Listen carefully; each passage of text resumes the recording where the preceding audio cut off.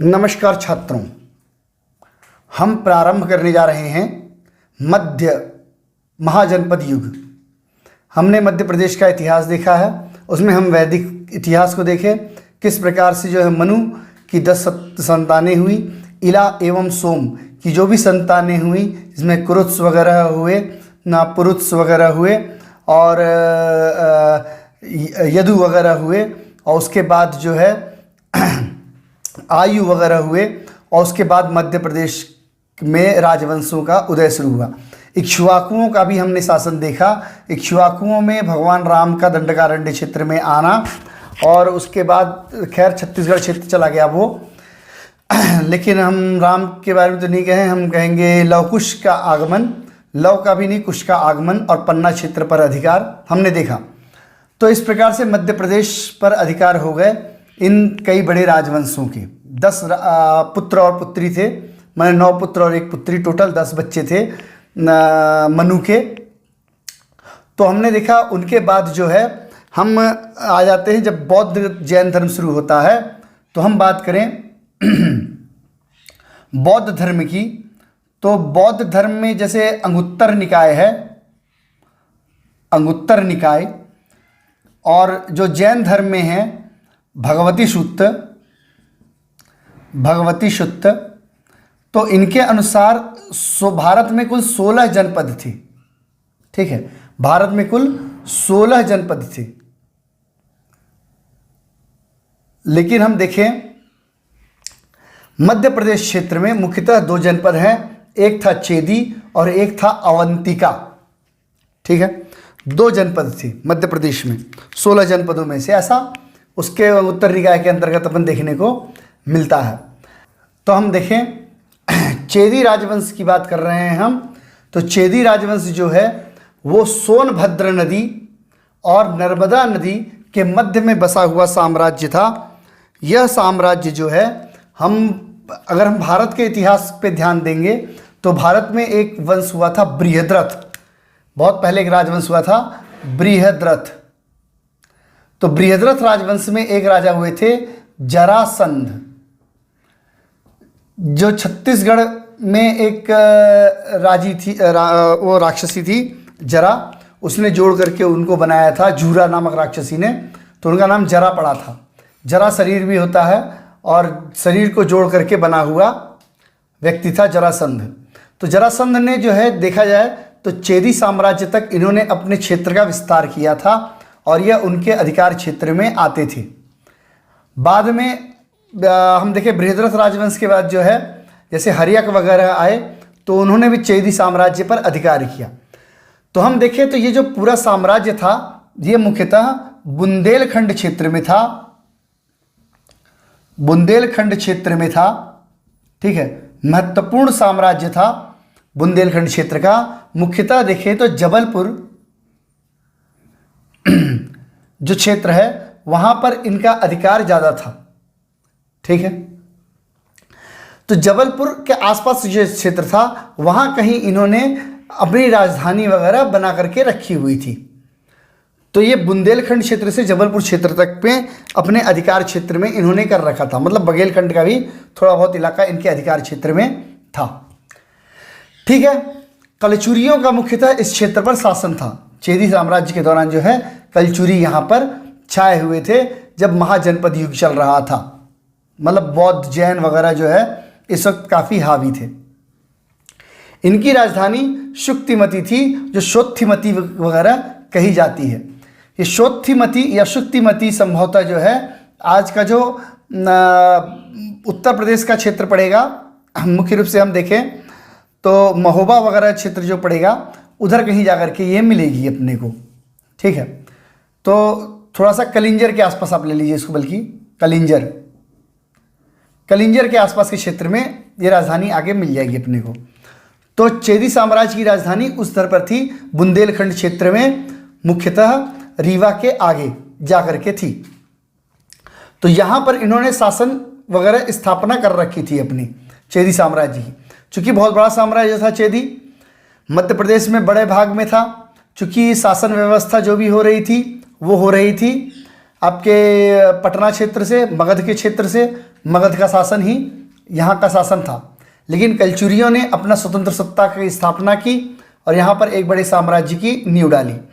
तो चेदी उस वक्त का बड़ा साम्राज्य था, महाजनपद युग की अपन बात कर रहे हैं। ठीक है, अवंतिका की हम बात करें तो अवंतिका मुख्यतः उज्जैन का भाग था, लेकिन हम ऐसा नहीं कह सकते उज्जैन का भाग था। तो ये उज्जैन भी था, महेश्वर भी था। ठीक है, तो ये पूरा क्षेत्र जो है अवंतिका क्षेत्र में आता था। अवंतिका बहुत बड़ा साम्राज्य हुआ करता था।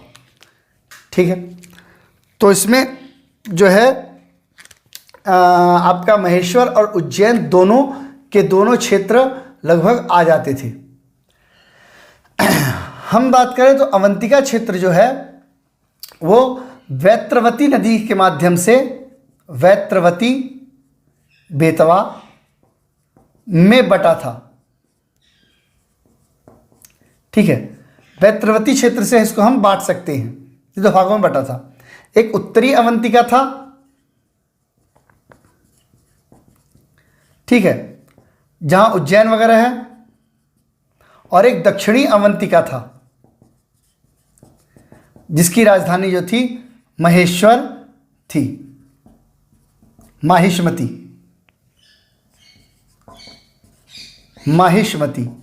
महेश्वर थी। तो ये दो भागों में हम देखें तो अवंतिका का क्षेत्र मुख्यतः बटा हुआ अपने को देखने को मिलता है। यहां अपन बात करें तो अवंतिका का जो क्षेत्र था वो विदिशा, ठीक है, विदिशा से होते हुए चला जाता था आपके मगध तक, मगध पाटलिपुत्र तक, पाटलिपुत्र तक चला जाता था। ठीक है, तो ये एक मेन रूट पर जो है अवंतिका क्षेत्र स्थित था। ठीक है, अवंतिका क्षेत्र स्थित था, उज्जैन वाला अवंतिका क्षेत्र स्थित था। तो एक सीधा एक रूट, लंबा रूट बनता था। ठीक है, यहाँ पर हम देखें तो मेघदूत की अपन बात करें तो उज्जैन क्षेत्र के बारे में मेघदूत में बहुत कुछ लिखा है। मेघदूत में बेतवा नदी के बारे में बहुत कुछ लिखा है, वैत्रवती के बारे में बहुत कुछ लिखा है। ठीक है, तो मेघदूत की हम बात करें तो मेघदूत क्षेत्र में जो है दशार्ण क्षेत्र जो है, दशार्ण क्षेत्र, ये दशार्ण क्षेत्र जो है वो विदिशा के अंतर्गत आता था। तो ये बौद्ध धर्म क्षेत्र था, विकसित क्षेत्र था, बौद्ध क्षेत्र था। ठीक है, यहाँ पर बौद्ध धर्म का काफ़ी विकास हुआ था। इसके अतिरिक्त अपन देखें तो अवंतिका के क्षेत्र के अंतर्गत कुरघर और सुदर्शनपुर, कुरघर और सुदर्शनपुर जो है बौद्ध क्षेत्र थे। ठीक है, कुरघर और सुदर्शनपुर अवंतिका के अंतर्गत महत्वपूर्ण बड़े क्षेत्रों में आते थे। तो यहाँ पर हम देखें तो बौद्ध धर्म का काफ़ी प्रचार प्रसार हुआ और मुख्य रूप से अवंतिका क्षेत्र में, कुरघर क्षेत्र में, सुदर्शनपुर क्षेत्र में ज़्यादा विकास हुआ। ठीक है, दशारण क्षेत्र भी विदिशा का काफ़ी महत्वपूर्ण क्षेत्र माना गया है। बुंदेलखंड क्षेत्र, चेदी क्षेत्र। तो हम देखें मध्य प्रदेश में महाजनपद युग में दो बड़े क्षेत्र हैं, एक है चेदी और एक है अवंतिका। इसके बाद हम महत्वपूर्ण क्षेत्र जो देखते हैं वो देखते हैं नंदों का आगमन मध्य प्रदेश में। नंदों का आगमन एक महत्वपूर्ण घटना रहती है मध्य प्रदेश क्षेत्र के अनुसार। नंद मौर्य वंश हम बात कर रहे हैं तो हम यहाँ बात करें मुख्य रूप से अशोक की। अगर हम नंद और मौर्य की भी बात करें तो हम अगर नंद की भी बात करते हैं तो नंद के साम्राज्य में महापद्मानंद एक हुए, महापद्मानंद, जो कि जाति से शूद्र थे, नाई, जाति से शूद्र थे, नाई थे। इन्होंने भी हम देखें तो सबसे बड़े साम्राज्य की स्थापना की। इनको कई बड़े नामों से जाना गया महापद्मानंद को। तो इन्होंने जो है एक राट की उपाधि भी धारण की है और इनको परशुराम की भी संज्ञा दी गई है और महाछत्रांतक की भी संज्ञा दी गई। चूंकि इनका साम्राज्य कर्नाटक तक था तो अपन मान के चलते हैं मध्य प्रदेश में भी इनका साम्राज्य रहा होगा, लेकिन उसके प्रमाण हमारे पास में उपस्थित नहीं है ज़्यादा, परंतु यहाँ पर अधिकार रहा होगा, क्योंकि बड़ा साम्राज्य था और कलिंग क्षेत्र पर भी इन्होंने अधिकार किए थे। क्योंकि कलिंग पर अधिकार नहीं कर पाए थे, फिर भी उड़ीसा के बड़े क्षेत्र पर इनके अधिकार थे। तो उत्तर दक्षिण चारों दिशाओं में इनके अधिकार थे और बहुत बड़े शक्तिशाली राजा के रूप में उभरे महापद्मानंद। तो संभवतः मध्य प्रदेश में भी इनका शासन रहा होगा। घनानंद के बारे में ज़्यादा युद्ध और बहादुरी का उल्लेख नहीं मिलता है, क्योंकि वह एक बहुत बड़े साम्राज्य का राजा है घनानंद। उसके बाद साम्राज्य कमज़ोर हो जाता है। फिर हम जनरली चंद्रगुप्त मौर्य के बारे में सुनते हैं। चंद्रगुप्त मौर्य के बाद हम विशेष रूप से सुनते हैं बिंदुसार, और बिंदुसार के बाद हम अशोक के बारे में जानते हैं। तो अशोक महत्वपूर्ण राजा हैं इस वंश में। तो मध्य प्रदेश में हम देखें तो मौर्यों की तरफ से अशोक सबसे बड़े राजा के रूप में मध्य प्रदेश में रहते हैं। ठीक है, हम मध्य प्रदेश में देखें अवंतिका क्षेत्र को जो है, अवंतिका को जो है मध्य प्रदेश में मगध में मिलाया गया था। इसको मगध में मिलाया था। ठीक है, मगध में मिलाया गया। तो ऐसा बुद्ध घोष की एक पुस्तक है संत पार्षदिका में लिखा हुआ है कि अवंतिका को जो है अशोक ने उसमें मिलाया, कहते हैं मगध में मिलाया, परंतु इसका कोई प्रमाण ऐसा नहीं मिलता है। चलो हम मानते हैं कि ये प्रमाण तो है ही है ना, तो मिलाया ही है। लेकिन हम मानते हैं कि जब चंद्रगुप्त मौर्य और बिंदुसार के कार्यकाल में संपूर्ण भारत में मगध साम्राज्य फैल गया था, तो फिर मिलाने की ज़रूरत क्या थी। तो संभवतः यह चांस है कि अवंतिका में कोई विद्रोह हुआ होगा और उस विद्रोह को अशोक ने दबाया होगा। तो विद्रोह को दबाने की एक बात हम मानते हैं, एक सशस्त्र विद्रोह को दबाया गया होगा अवंतिका में और उस पर पुनर्अधिकार कर लिया गया होगा। तो हम देखें 11 वर्ष तक अवंतिका के यह कुमारपाल रहे। कुमारपाल मतलब गवर्नर, एक प्रकार से गवर्नर रहे, राजा के अधिकारी रहे और 11 वर्षों तक इन्होंने मध्य प्रदेश को संभाल कर, उज्जैनी को संभाल करके रखा। उज्जैन में स्तूप का निर्माण इन्होंने करवाया था वैश्य टेकरी पर। ठीक है, उज्जैन में वैश्य टेकरी पर इन्होंने स्तूप का निर्माण करवाया, स्तूप बनवाया था। कहानी यह है कि जब ये मध्य प्रदेश, जब ये अवंतिका से वापस लौट रहे थे तो विदिशा के पास में जो है, विदिशा के पास एक सेट्टी नामक व्यापारी था, उसकी कन्या थी, कन्या उसको अपन कहते हैं श्रीदेवी या कुमार देवी। ठीक है, श्रीदेवी या कुमार देवी। तो उन्होंने इनसे विवाह किया। ठीक है, और इनसे विवाह करने के बाद श्रीदेवी से इनको 2 पुत्र की प्राप्ति हुई, पुत्र और पुत्री हुई, महेंद्र व संघमित्रा। ठीक है, तो ये श्रीदेवी से जो विवाह हुआ उससे महेंद्र और संघमित्रा इनके पुत्र और पुत्री हुए, जो बाद में श्रीलंका गए थे वहाँ जैन धर्म के प्रचार के लिए। तो इन्होंने जैन धर्म की दीक्षा वगैरह भी बौद्ध धर्म के प्रचार के लिए, तो इन्होंने बौद्ध धर्म की दीक्षा वगैरह भी ग्रहण की थी अशोक ने। ठीक है, तो कहते हैं जो श्रीदेवी थी उनके याद में इन्होंने सांची का स्तूप बनवाया था। और यहाँ पर उनके जो है याद में उन्होंने उज्जैन में वैश्य टोकरी नामक स्थान पर जो है एक स्तूप का निर्माण किया था, ऐसा उत्खननों में प्राप्त हुआ है। तो और स्तूप का भी निर्माण किया था और उन्होंने विहार का भी निर्माण किया था। जो विहार जो है, जब बाद में उनकी मृत्यु हो गई श्रीदेवी की, तो वह विहार जो है दे दिया गया वापस बौद्धों को। ठीक है, बाकी स्तूप का निर्माण भी उनके अस्थियां उसी में रखी गई थी। सांची के स्तूप और बिहार का निर्माण करवाया है, बिहार का निर्माण श्रीदेवी के लिए करवाया, और सांची के स्तूप और का जो निर्माण किया था 1818 में ट्रेलर ने इसको खोजा था। 1818 में ट्रेलर ने इसको खोजा था सांची के स्तूप को। ठीक है, तो सांची एक महत्वपूर्ण स्तूप था। सांची के बारे में बात करें तो पुष्यमित्र ने इसमें बाउंड्री बनवाई, रेली बनवाई, रैली है ना, रैली बनाई, मैंने चारों तरफ जो रेलिंग की गई वो रेलिंग करवाई थी पुष्यमित्र शुंग ने। इसके अलावा जो स्तूप है इस स्तूप के बारे में ये भी जानकारी है कि इसमें जो सातवाहन वंश के राजा थे, ठीक है, उनके जीवन काल का भी उल्लेख मिलता है। गौतमीपुत्र सतकर्णी का उल्लेख, तो गौतमीपुत्र सतकर्णी ने भी उसके बारे में अपने बारे में लिखा है उसमें, तो उनकी जानकारी प्राप्त होती है। तो कई मामलों में सांची का स्तूप महत्वपूर्ण है।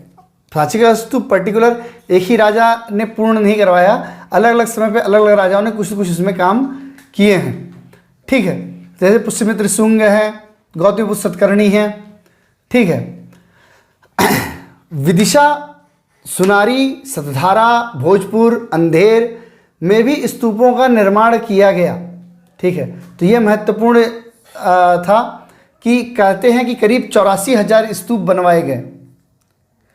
84,000 स्तूप का निर्माण जो है इनके द्वारा चंद्रगुप्त मौर्य अशोक के द्वारा किया गया था, ठीक है। इसमें कई महत्वपूर्ण स्तूप यहाँ पर ही बनवाए गए थे, बहुत सारे स्तूप दान कर दिए गए थे, ठीक है। रूपनाथ जबलपुर में अशोक का स्तूप मिला है। गुज्जरा अभिलेख दतिया अशोक से संबंधित है, यहाँ पर अशोक का नाम भी मिलता है, ठीक है। देवा नाम प्रिय वगैरह मिलता है। तो अशोक के बारे में बहुत सारी जानकारी गुज्जरा अभिलेखों से और रूपनाथ अभिलेख जबलपुर से प्राप्त होती है। मध्य प्रदेश में है। अभिलेख क्या थे? एक पत्थर के ऊपर कहानी लिखी हुई, ब्राह्मी में, खरोष्ठी में, ठीक है। तो ब्राह्मी खरोष्ठी में इनके बारे में जानकारी लिखी हुई थी, जिसे जेम्स प्रिंसेप ने पढ़ा था। जेम्स प्रिंसेप ने पढ़ा, ठीक है। सर्वप्रथम ब्राह्मी खरोष्ठी लिपि जो अपने समझ में नहीं आती, ठीक है। इसके अतिरिक्त अपन देखें तुमैन का स्तूप का भी निर्माण का श्रेय जो है अशोक को जाता है। ये गुना जिले में है, जो कि विदिशा मथुरा मार्ग पर है। विदिशा मथुरा मार्ग पर तुमैन का स्तूप है जो अशोक से संबंधित है, ठीक है। तो हम देखें अशोक के कार्यकाल में स्तूपों का निर्माण और भी अन्य कई महत्वपूर्ण निर्माण किए गए। चूँकि विदिशा में अशोक का जो है ससुराल थी, श्रीदेवी या वन कन्या भी कहते हैं इनको, श्रीदेवी को वन कन्या, ठीक है। वन कन्या श्रीदेवी से इनका विवाह हुआ था, ठीक है। तो बौद्ध धर्म के प्रचार में महत्वपूर्ण भूमिका निभाए थे। तो अशोक के साम्राज्य के बाद जो है बाकी के भी अन्य राजा हुए, जिसमें दशरथ हुए, शालीशुक हुए, सतधनुष हुए, ठीक है। तो और भी अन्य राजा हुए, तो उनके बारे में ज़्यादा उल्लेख अपने देखने को नहीं मिलता। फिर अपन देखते हैं डायरेक्ट जनपद काल। देखें यहाँ पर जनपद काल 7 जनपद हुए हैं, त्रिपुरी, एरण, माहिष्मती, भागिल, विदिशा, उज्जैनी, पद्मावती। ये हम सातों को देखें। जब मौर्य काल समाप्त हुआ और शुंग काल का प्रारंभ हो रहा है, उसके बीच की स्थिति है। जब मौर्य काल कमज़ोर हो रहा था अपने पाटलिपुत्र की तरफ, पटना की तरफ, मगध में, तो यहाँ पर मध्य प्रदेश में 7 अलग अलग राज्य बने, जो कि जबलपुर में, आपके सागर में, महेश्वर में, होशंगाबाद, विदिशा, उज्जैन, पद्मावत क्षेत्र में इनका निर्माण होता है। इसके की पुष्टि करते हैं कनिंघम और एरण के अभिलेखों के आधार पर, एरण में मिले सिक्कों के आधार पर। एरण में जो है ताम्रपत्र भी प्राप्त हुए हैं, विदिशा क्षेत्र में भी ताम्रपत्र प्राप्त हुए हैं। भागिल बहुत ऐतिहासिक क्षेत्र है, यहाँ भी ताम्रपत्र प्राप्त हुए हैं, मतलब तांबे पे लिखी हुई आकृतियाँ प्राप्त हुई हैं, जिसमें इस बात का उल्लेख किया गया है कि यहाँ पर 7 जनपद बन गए थे। और सिक्के भी प्राप्त हुए हैं, स्थलाकृतियाँ भी प्राप्त हुई हैं, जहाँ धर्मपाल, इंद्रगुप्त और शिवगुप्त का शासन था। तो हम रीवा, विदिशा, उज्जैन, पद्मावत, होशंगाबाद, सागर क्षेत्र की बात कर रहे हैं, जबलपुर क्षेत्र की बात कर रहे हैं। तो ये पूरा जो साम्राज्य था, जहाँ पर जो है इंद्रगुप्त, शिवगुप्त, धर्मपाल का शासन हो गया था, ठीक है। इन्होंने अपना स्वतंत्र सत्ता स्थापित कर ली थी। इसके बाद हम देखेंगे शुंग काल, कण्व काल नेक्स्ट वीडियो में अपने, मतलब इसके आगे के अपन चलेंगे।